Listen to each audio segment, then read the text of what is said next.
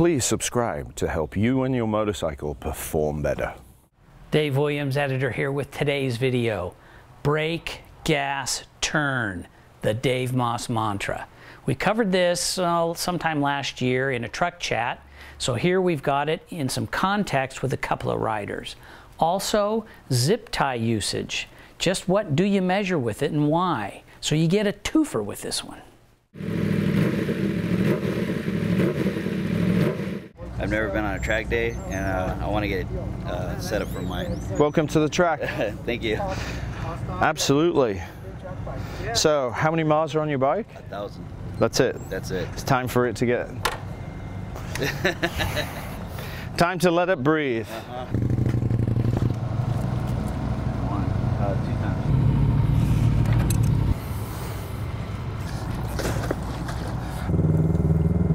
30-30. 30-30? Okay.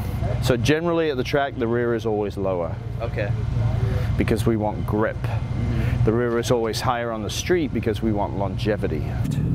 So we put this on at the track day because it shows us how much travel you're using. Okay. And then based on that, we know if you're too stiff or too soft, and we can monitor it accordingly. Welcome. Thank you. And I will be seeing you after each session. Each session? Okay. Yes. We always want to check how much travel you use on the first go around, right? So at this point, you're going so slow. Yes. You're using half your travel.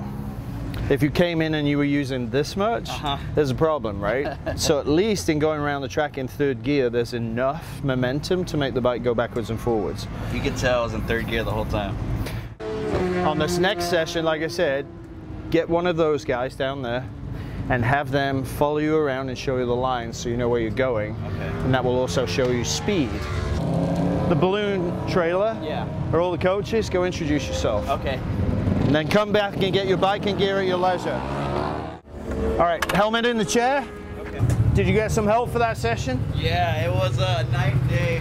So the first thing we've got to always check is zip tie. Where is it? Right. It was a little bit lower, but not quite as low as you mentioned earlier. Right. So you can use all but 7 millimeters of that. But the back tire has got lots of boogers on it here, but at the moment, those fall right off.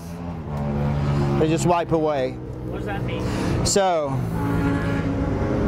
we're always taught on the road, brake, turn, okay, go, right? Right. Now, that's because we don't know the road. We can't see it, we don't know what's around the corner, and there's something always coming. Right. Here, it's the same road. It loops back on itself, and everything is 100% predictable. Right. So we don't need to do brake, turn, gas. We don't need to do that. What we need to do is start trusting where we are in time and space. If we trust, the track isn't going to change, is it? No, it's not. So now what you've got to do is time your acceleration. So you brake early, you get set up, you're comfortable, and then drive through the corner. That doesn't mean accelerate, it means drive. So the goal is by the end of the day here to hot, because this is a different texture and color. So this needs to go into the middle of the trip, about 2/3 down to there. Okay. So what that means is we change to brakes, gas, and turn, but hold it still. So it's a paradigm shift, because the track is 100% dependable. There's nothing coming the other way, right? Even if it's blind, if you hit this point and this point, you go into that one. Exactly. Yeah. So now we've got to work on your head about braking in an area that is comfortable, and then get off the brakes early and drive the bike through the corner. Most of the corners here allow you to do that. That complex over there won't yet, because it's a little intimidating. Very. Because you've got to go in, out, up and around and down. And, but this whole side of the track is very easy to do that in. So navigate this. Then when you get to here, hold it on. Hold it on? Oh. Don't, right? Hold it on and keep it still. Now if the bike wobbles, you're going too slow. Really?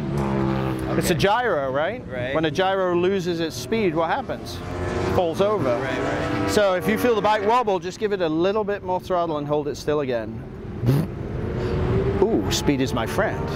Because you're coming from a slow place to a fast place. So that paradigm shift means confidence with the throttle. Okay. And at the learning stage, speed is what you're fearful of, but that also makes the bike wobble. Okay. So, Makes sense. next run, find a different coach. Have them take you around again and tell them that you're working on driving through the corner. All right, so now you're getting to travel all the way, a long way down. So that's a huge improvement from this morning because you're getting the coaching and leveraging the coaching. You're going to start working on that drive piece, right? I was trying to work on it, but some turns, I was coming in a little too hot. I got a little scared. But I'm keeping it in my head and I'm trying to hold on to it. This side. Over here only. Okay. Not over there. Okay. Yeah, I was scared. So it's better, right? We've only got a ball of rubber here on the outside, so you're on the gas here, just about there now. So your initial attempt is very favorable. Now you need it to be consistent out on that side of the track. Excellent work so far. Excellent. No, you're doing a really good job because you're paying attention and you're trying to do the right thing. So that's awesome. Even more travel used.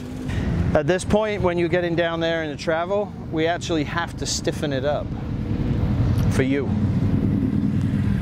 So I'm going to add a bit more preload. That driving pod on the tire, absolutely first class result. Brilliant. All the debris and all the balls of rubber are gone. You've got the perfect wear pattern right here. These black dots are because the bike's set up for you going faster. Okay. In the belief that you're getting faster. So those are materializing in exactly the spot where they're supposed to be because that's where you're applying the throttle. Nice. So you're doing extraordinarily well for your first day. It's my first day here, first time on a track, and everything that he's done for me is beyond extraordinary. He hasn't even watched me track and he knows what I'm doing out there. He adjusted my bike completely stock, only has 1,000 miles on it, and I feel like it's my right arm. It's a part of me.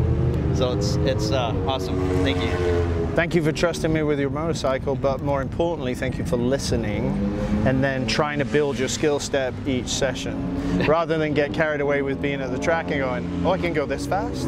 Awesome.